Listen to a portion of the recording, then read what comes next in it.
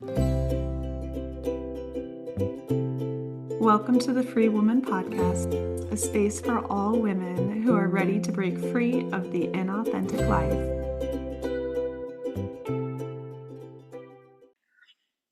Hello, Free Woman. Hello, Freewoman. How are you? So wonderful to have you here today. Yeah, thank you for checking in and listening to us today. Yeah, anyone else just kind of sick of this shit right now? I am. I'm sick of the shit. That's been my vibe the past few days. I'm like, I am just sick of this. I know. I keep going through like ebbs and flows of feeling like good, and then all of a sudden just being really depressed. Like, sinking hopelessness. Yeah. Well, and when I say sick of this, I just mean on so many different levels. And maybe it's the menopause. I don't know. It's always hard to tell. Is it that the world is falling apart, or is it that I have menopause? Both. A little bit of both. But yeah, you know, the online arenas that used to be a lot of fun, they feel heavy, they feel full of hatred and divisiveness. And then, you know, in like my personal world, I have teenagers, I have a toddler, he has a croup right now, so we were at urgent care. Halloween just felt like chaos. It's just, Yeah, you were really busy. I'm sorry it was such a hard week for you. Yeah, not only do we have like toddler Halloween parade, but we have teenager Halloween orchestra concert. Yeah. And I'm like, man, what has happened to our holidays? I know, you had a really busy week last week. I finished a puzzle. Yeah, I enjoyed that. For you. Yeah, thank you. I was like, oh, that looks like fun, Kat. Yeah, I did not have my children last week, so it was a little different for me, but I was doing the puzzle to kind of help calm my brain because that was a drum roll. Drum roll. I know it was really obvious. I did a good job. Yeah, I pushed myself out of my comfort zone last week and started filming videos on TikTok. Oh, thank you. Oh. You know, I've only been feeling this way for the last 2 years that I need to do it. And I've been like, no, I'm not going to talk. It's terrifying. I feel like you're this like little mouse kind of coming out and being like, is it safe? Is it safe? Is it safe? Is the cat around? Am I going to get eaten or pounced on? Or... Yeah. So maybe the owl's going to swoop down and grab me and eat me? Well, ladies, anyone listening, if you have severe PTSD from your childhood, if you have severe trauma, you know how scary it is to vocalize your feelings or the stories of your life. The trauma stories. I was put down so much when I was little, especially by my father. And also just told how stupid I was all the time. And so my brain, to protect me, kept me small. And it told me to not talk or speak because it kept me safe. Because every time I tried to speak or speak up for myself when I was little, I would be attacked. And either it was vocally by my father or physically by my brother. So I just had this like little thing inside of me, maybe a big thing, my inner child, this part of me that's pretty afraid to speak. So yeah, I started talking last week and it felt like a lot. I think a lot of women and men have that that anxiety that comes up and just makes it so hard to speak. If they're about to say something really authentic and really vulnerable, it feels like you are jumping out of an airplane. It's terrifying. You have like the body tremors. Yeah, it's almost like even if you want to do it, it's like everything is physically frozen and holding you back. I mean, I feel like throwing up. My mind goes blank too. So then that makes it even worse. You're trying to talk about how you feel, and then your mind just blanks out, and then the emotions rise, and you just start crying. And I had something really good to say, but now it's just ruined. Yeah, I went on this journey too. Like we've both done this of telling my story. When I was going through really bad parental alienation and narcissistic abuse, post-divorce abuse, I realized that I needed to start telling my side of the story, that if I continued to be nice, he would be able to completely rewrite reality. But I had full body tremblings Yeah. and panic attacks as I did it. Mm-hmm. What other people saw is that I was making these videos and they thought I was just so confident and just so self-assured. But what was happening behind the camera is I was like in a corner, like rocking and shaking. And I'm like, I know that this one is really important for me to talk about because it makes me want to throw up. It makes my whole body go into fight or flight. Yeah. And I know I need to move this. And that's something that is not discussed very much, is that one of the ways we move our trauma is by talking. Yeah, and it's the thing I have been avoiding my entire life. And Yeah, because it's hard. and I have, It's something it's that so is hard. done to victims. We are told not to talk. We are told not to talk about the abuse. Like, obviously with child abuse, we all have heard the stories of children being told, like, don't tell, you'll get in trouble. Your daddy will get in trouble, or the police will or you'll get taken away. And so these kids that are in abusive situations are really afraid to talk. But it happens at every age, whether it's an abusive spouse or boyfriend or boss at work, you are conditioned to not talk about the abuse above all else. It just feels like you are going to get punished and like you're going to get into trouble. I feel like when I'm talking, I kind of duck my head a little bit because I'm afraid I'm going to get hit. I feel like that's what's coming. There's this instinctual like jolt, like cringe or whatever. Yeah. Because I'm like, we are going to get into trouble. We are going to get hit for just even saying a little bit about what we've been through. And then you do record it and put it out into the world. And then afterwards you spend it, for me, like I spend a whole day going back and forth that I should take it down. Or did you say it right? Did I say it right? Or I'm wrong. Or you're going to be criticized. I'm being over dramatic. Well, you're laying out for the world the most vulnerable parts of your story for criticism, for judgment, for consumption. Yeah. And it feels like a lot, but we have found so much healing through listening to other people's stories. Yeah. And so we know that it's important. It is important. I mean, that is one of the reasons I started talking, is because I witnessed Jayanna doing it, and it inspired me. I mean, it still took me quite a few years to do it, but going to therapy is another way I've been able to kind of take that leap finally. And then I also discovered that I'm dyslexic, and wow, woo, that opened a whole new door. And I realized a lot of my like setbacks is the word I want. A lot of my setbacks is because of being dyslexic and then having a trauma brain. And I don't know, there's just something about realizing that you are there's nothing really wrong with you. Like, I just always thought I was stupid and dumb, but I'm like, oh, what it is like I have trauma and I have a brain that works very differently. And I was like, okay, we're ready to talk now. Yeah.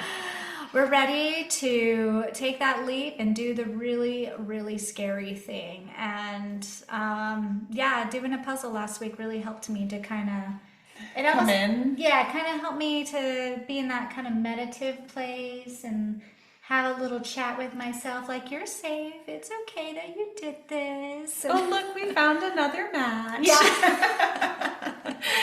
Yeah, there is something about doing puzzles or activities like that are very straightforward and repetitive that help the mind come down. I found that with my PTSD too. If I'm feeling really triggered, if I'm feeling really triggered, that something like that, also going on walks, just something that's repetitive, that and really helps too. Doesn't require a lot of mental effort, but just a little bit, it kind of helps my anxiety levels, my cortisol, come down a little. I actually started running again last week because I was like, this is the only thing that's going to bring down that anxiety. You got to put the energy somewhere. I know. I was like, we need to go run. Run! And okay, I'm okay.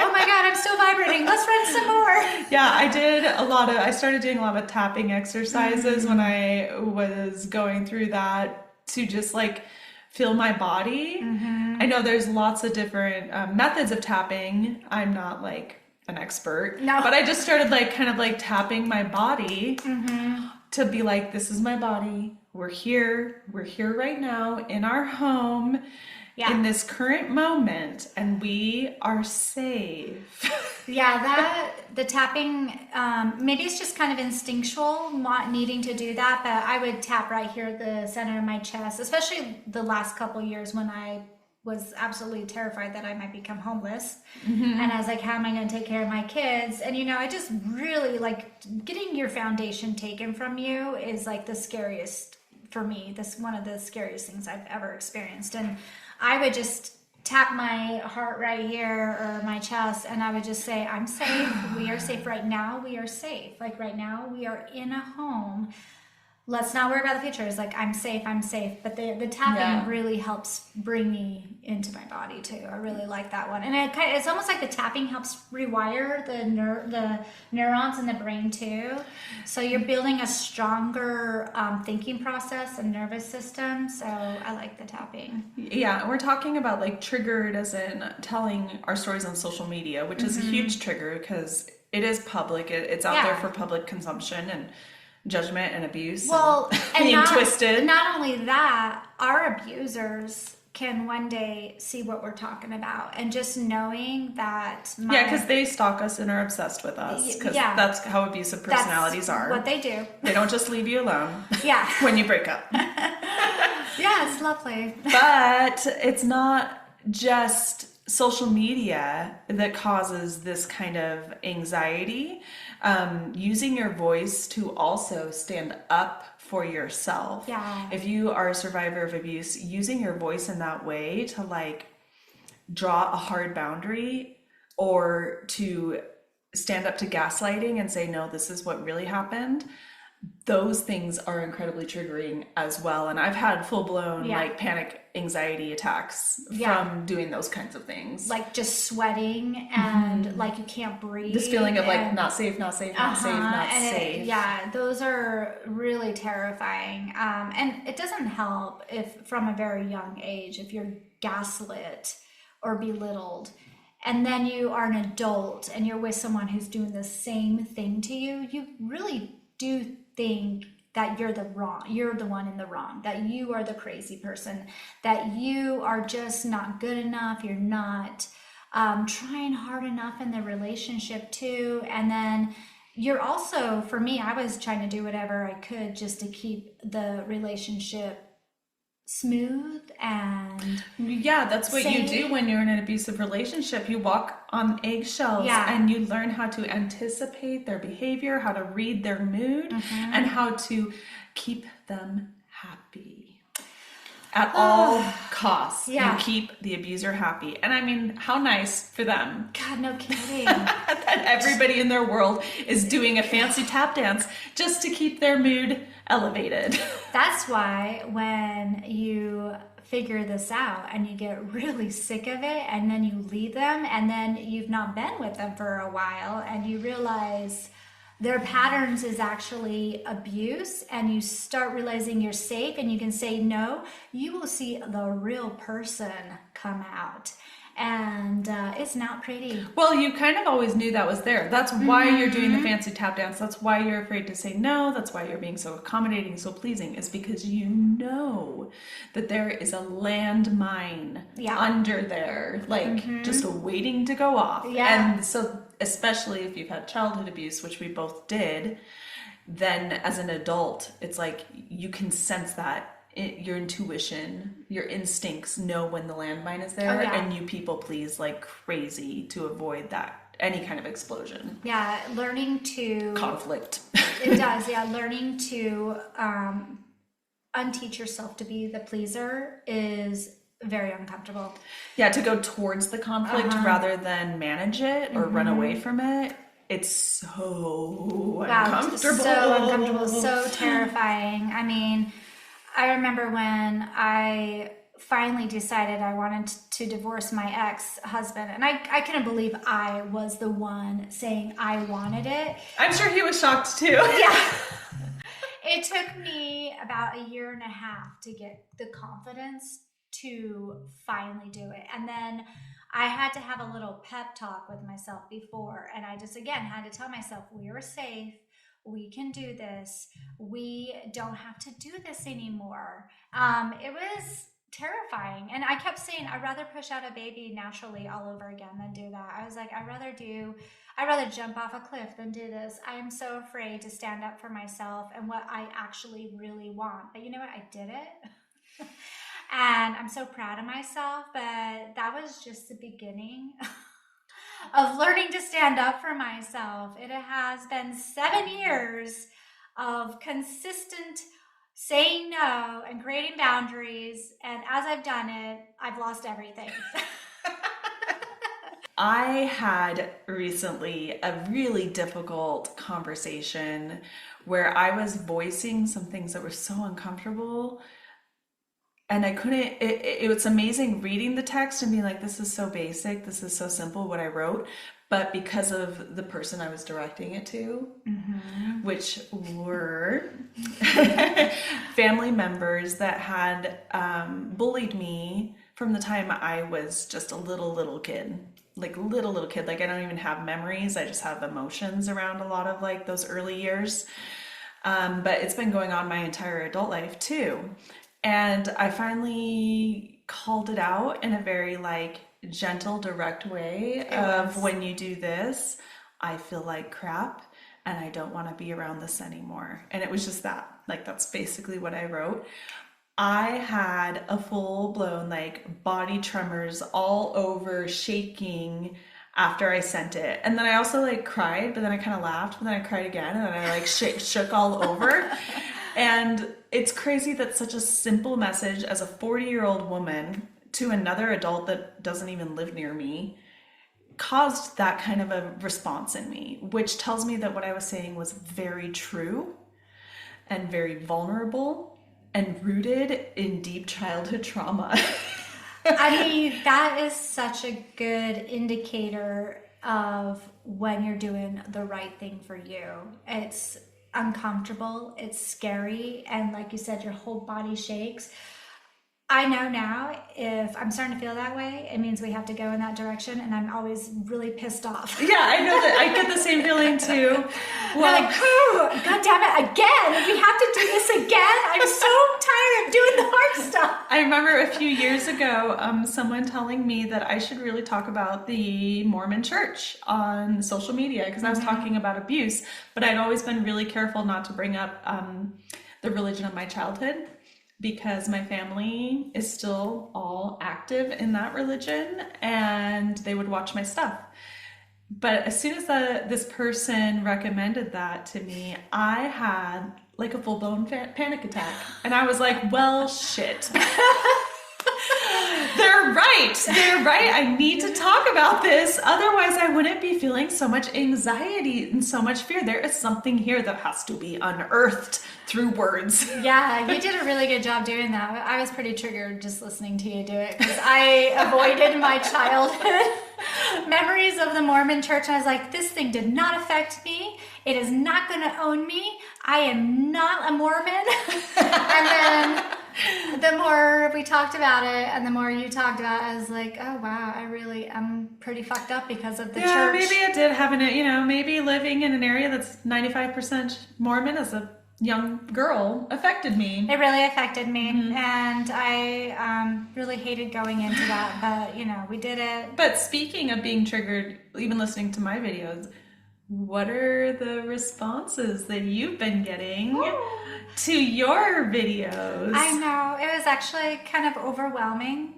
I have been getting a lot of women and some men too sharing their stories and saying, me too. And I am just so humbled that anybody wants to share their story with me and that they're being brave as well. But it's just been so validating that I am not wrong. I was abused for a long time. I mean, I'm still abused by my ex-husband. Whenever I create a boundary or I say no, I have to wait for the paragraphs of words from a It's text. like, here it comes. Here it comes. It doesn't really... You are a bad person. I'm going to tattletale on you and let my lawyer know that you said no. We have all discussed it over here and agree that you're bad. You're a bad woman. It's been very encouraging to continue speaking because I have found so many other people who have gone through the same thing. I mean, I think our entire generation. Well, and went through it, but like we're talking about getting those messages from your ex. It's interesting how you can't quite heal from the abuse until you start standing up for yourself and realizing that they can't hurt you anymore. Yeah. That you are safe and that the most they can do is send a mean paragraph. And they do. And so it kind of breaks you free of that pattern you were in when you were like married to them, where you're so terrified, or that pattern from childhood where you're so terrified of getting in trouble, because it does feel truly dangerous. Yeah. It's a way for your nervous system and your unconscious brain to realize it is now safe for me to talk about these things because I just did it. And we are still here. Yeah, I think my body's still trying to catch up that we're safe. Yeah, it takes it a minute. It takes a while, but I can tell my brain has shifted quite a bit. My brain is like, oh, I know what you're doing. You can't do that to me anymore. And I know that you are just having a little boy tantrum because you're not getting your way anymore with me. But then, I got to do something for my body as my body's freaking out. And it's like, not safe, not safe. Run for your life. You're in trouble. But have you noticed some people having a triggered reaction to you talking openly about trauma and abuse? Absolutely. You can tell who's triggered. They usually have something pretty negative to say towards you. But I have, I've been doing this a long time now, especially a lot of practice with my ex-husband that I just put a little smiley face or ignore it. It's like, all right, good for you. Go figure that out. I'm going to put my time and energy into those people who actually do see the truth because my time is valuable. And you need to stop projecting on me and go figure that out. Yeah, and I find that there are some women as well, maybe men too, that feel uncomfortable just because they have been taught and conditioned that we don't say those things for public consumption, that those things are meant to be like private, that the goal is to move beyond and let them rest, and like there's all these sort of ways that we gaslight women into not sharing their stories, and a lot of it's cultural, right? Absolutely. I mean, my childhood, we didn't talk about shit. You do not tell anybody what's going on. And I have tried in the past to kind of start opening up through social media, not through videos, but just like post. And I got reprimanded so bad by my family. And then because I just started to even say a few minor things about healing, that it got to the point that I needed to go no contact with my family. Because they were using me as the mascot of the problem in our family. And I was like, I'm not going to do this. You guys go figure that out. And I'm going to go no contact so I can feel safe and continue on my healing journey. I found that when I talked about unhealthy parts of my childhood, it really triggered my sisters. They wanted to control the narrative and how it was told, rather than let me relay the experience that was my experience. And I find too that there are people that find it upsetting, I think, when I call out abusers because they've been conditioned to protect abusers. I don't think they see it that way. They see it as being nice. Yeah.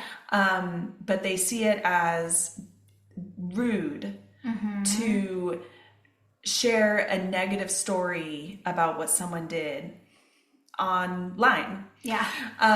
But the thing is that someone is still doing those things. And that thing that happened had a huge impact on my life, on my mental health, on my well-being.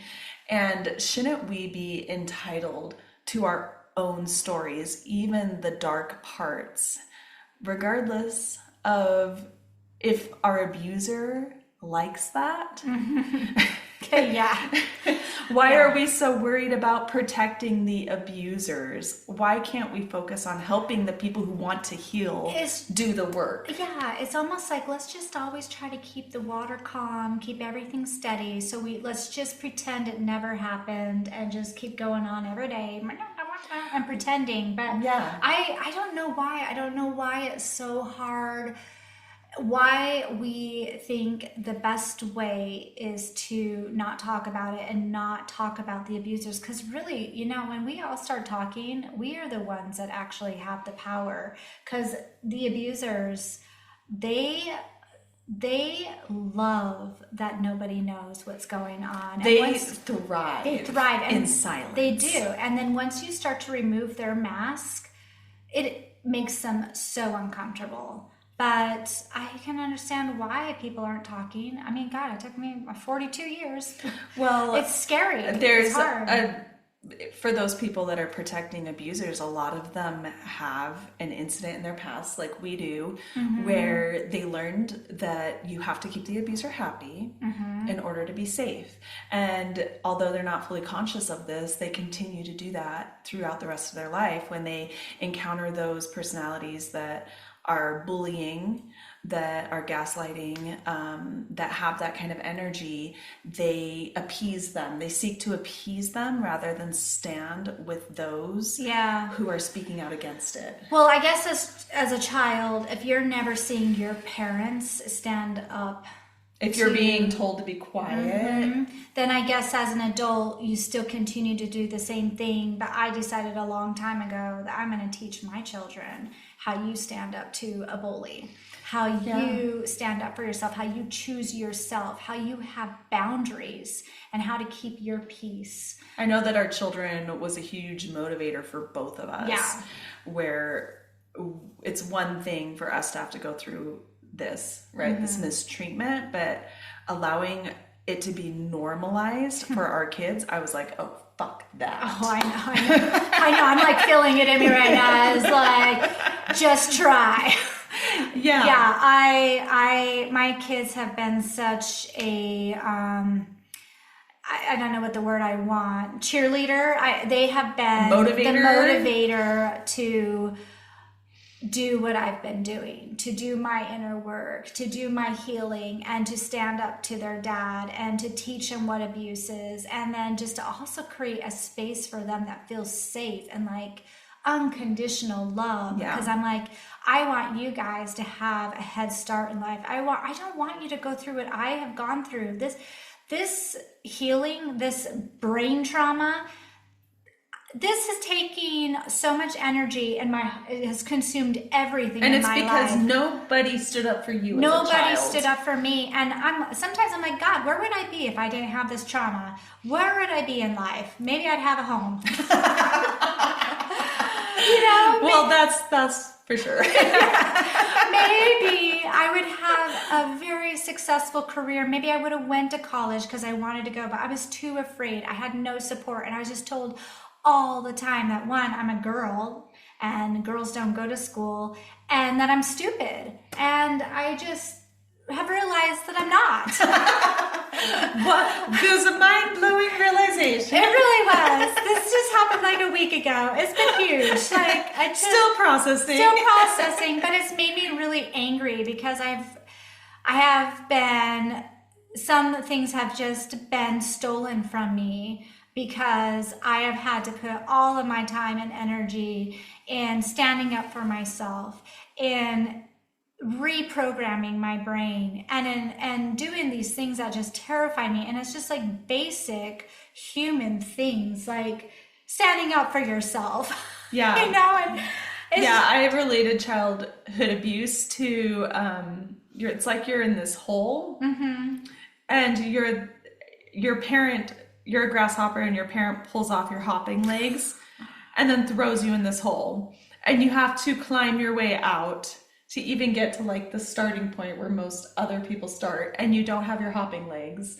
And Yeah, I love that. That's exactly what it's yeah, like. when you are abused by your parent, they are pulling off your ability to move through the world, to hop confidently from one adventure to the next. I know. Well, and then be And then they just throw you down in this pit, so you have to just with like. a toxic man because you're taught the first thing you need to do when you get out of high school is find the guy that's going to take care of you, and you just let him be responsible of everything for you. And so you're immediately being conditioned to be codependent on a Helpless. man and helpless. And so then you got to figure that out. I know, it's just one thing after another, and I think that's why we both have felt so passionate about doing better for our children than was done for us. And I know that that has been something that has constantly come up for me, is like, I want my children to have an abuse-free home. They deserve to have an abuse-free home. And it's been this like this reoccurring, I guess, mantra for me of like, this is the foundation I want for them. I want them to be able to have their brains develop without that fight or flight mechanism in there, without their self-esteem being constantly dragged through the mud. I want them to have just those basic human things. Same. And I just want them to be excited about something so that way they can, as when they graduate from school, that they can go out there and go get it, and just know that they will have my back. That I will be there for them no matter what. That has like been very important to me, is like letting them know I will always be there. I don't care what happened, what you did, I will be there and I will always help you. And because I never got that ever. Well, I think that's the other part too, is sharing our stories, communicating. So yes, on social media, we've done that. We have called out, we like to say we've called out the rats, calling out the rats, but also directly in our personal life, having those really hard, vulnerable, anxiety-inducing conversations where we say, this has hurt me, or I have to step away from this. This is not okay for me. But then with our children, communicating to them parts of our story where it's appropriate, explaining to them these patterns and, you know, what we've gone through and how we've learned these things, and how to identify when someone's mistreating you, even how to identify when they're mistreating us, and calling it out and having a conversation. You know, sometimes they want to be avoidant, or, you know, the emotions rise up, and I'm like, I'm just trying to have a conversation with you. I'm not angry with you. I'm not mad at you. I just want to talk about what just happened. We need to learn how to communicate with each other. Teach emotional intelligence. And or also, you know, if something happened to them, especially if it's directed to what's going on to them at their father's house, I don't attack their father. Like, that is never anything I've ever wanted to do, because that happened to me when I was a kid, when my parents got divorced. It was very difficult being a kid, and even though I hated my dad, just him being constantly attacked felt like I was being attacked. So instead, I always just ask my kids, I'm like, well, how did that make you feel? And what do you think? And so it's like I'm trying to teach them to analyze it and figure it out on their own. I'm trying to teach them to listen to their body and what their intuition. And it's been so good. Like, God, the words they use already at the ages they're at, I was like, I didn't even know what that was at that age. Yeah. I'm just like so impressed by them, and proud of myself. And, you know, it's not an easy road raising kids, especially on your own or with a toxic ex. Well, all of these different levels that speaking our trauma, speaking our story, speaking truth bring healing into the world. And so I know that it's one of the hardest things for survivors to do. And like Cass said, you know, she's been working up to this point for 2 years, and I've been divorced now for 7 years. And so it's been a progressive thing. But know that it is important at whatever level it's coming in for you, whether it's social media, whether it's interpersonal relationships, whether it's parenting. being able to use your voice is essential to your healing. I think I'm still in shock this week that has been the next phase of healing. I'm like, oh, okay. Yeah. But yeah, using the voice, and what I realized, I had just this epiphany when I was doing it. And I realized by using my voice and telling my stories and, just putting it out there, it's me handing back the abuse. It's me handing back the trauma to the person that did it to me. Bringing in truth. It's bringing in because truth. Something that abusive personalities do is they muddy the waters, and they play that Darvo game where they redirect and they try to make other people look like the bad guy, or maybe everybody's the bad guy, and this and this and this and this. And when you just stand up and say, "This happened to me. This was my experience. It was extremely painful," and you speak that out into the world, it is like you are doing a spell or breaking a spell. Yeah. You are breaking a spell and you are speaking truth into the lies. It's like and they just crumble. Yeah, it's like opening up that cage, realizing that you were the one that was going to be the one to open the door. Yep, you really are the one with the key. With the key. And then the chains fall off. And it's just this ultimate feeling of freedom. And even though it's been really hard, I have just loved the feeling of I am free. And the person that was going to set me free is me, myself. And that goes with you, it goes with everyone. It has to be you that does it. And I know it's terrifying. It is. It's absolutely. We shared our stories, like shaking, full body trembles, panic attack, can't breathe, all of those sensations. We've experienced them. Sometimes stay in bed as for we the have next few days. Moved through this really intense trauma about staying silent. But it's like, it's so interesting too, like hearing the voice in my head and the stories, and then, I'm minimizing it. But then when I say it and then I listen to what I just said and I'm like, oh wow, that actually really was bad. Yeah. Just hearing me say it to the recording, I'm like, wow, if it was my friend telling me they went through that, I'd be like, you need to get out. And I think I kind of had a story in my head that it was self-serving or attention seeking. Yeah. To tell these stories, that this was not appropriate or it was self-aggrandizing. And that's definitely the vibe I felt from some of the toxic personalities at the time I started talking that were in my life. They're not in my life anymore. But realizing, and I can only come to this realization by speaking and moving through it, they wanted me to stay silent because they were afraid about how the truth would make them look. They were afraid of the truth. Well, you know what? They can't do their healing either as long as the lies are being held up, because holding up the lies and staying silent keeps abusers from their consequences. It keeps them from taking accountability. It keeps them from facing truth. It's helping no one. It's just perpetuating the abuse. And then they just continue finding the next weak person, the next one who doesn't see. They just go find them and start abusing them. It's like they just get off on it. So the only way... Well, they keep getting away with it. And they keep getting away with it. It's like a toddler that has been spoiled and keeps getting cookies and sweets and candies and gets to do whatever they want whenever they want. And it's not until that parent starts saying no. Yeah. No. No more cookies. No.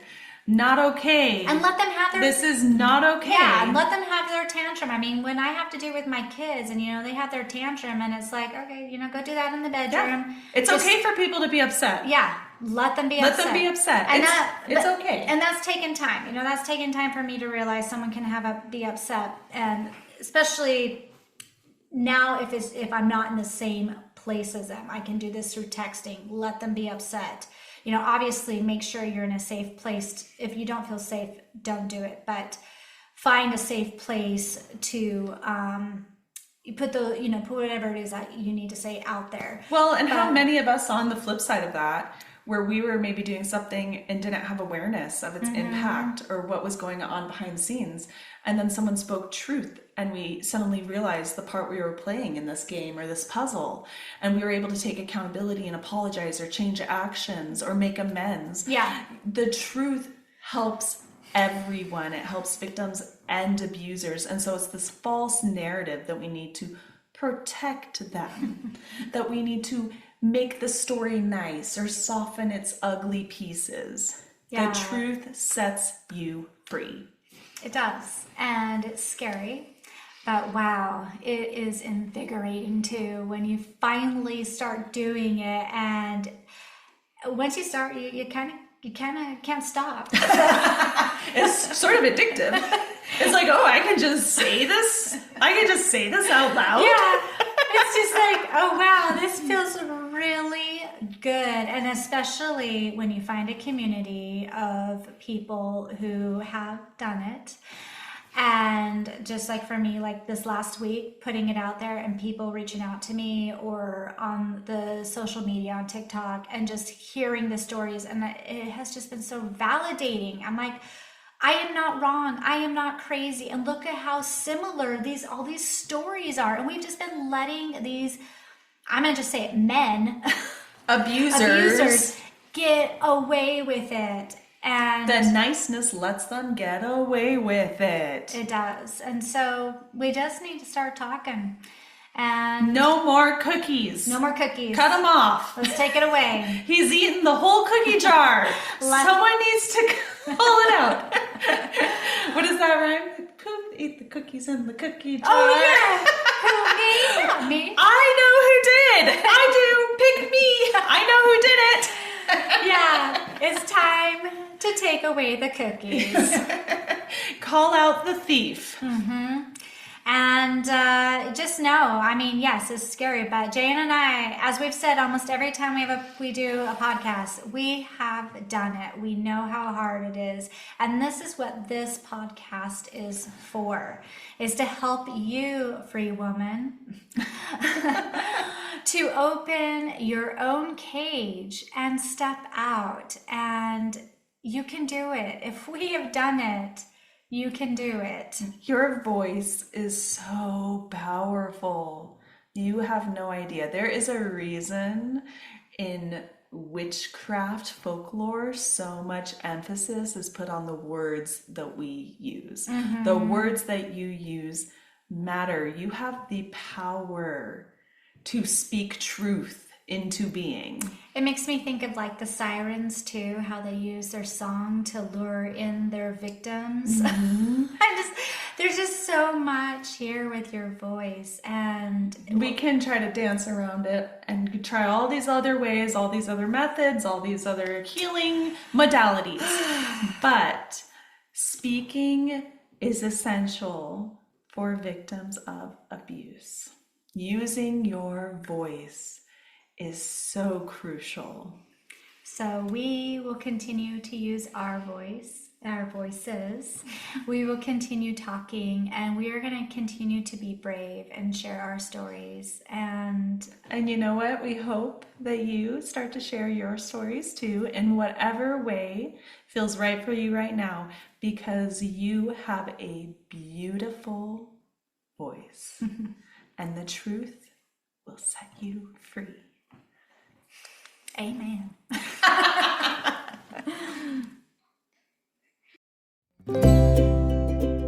Remember to like and subscribe.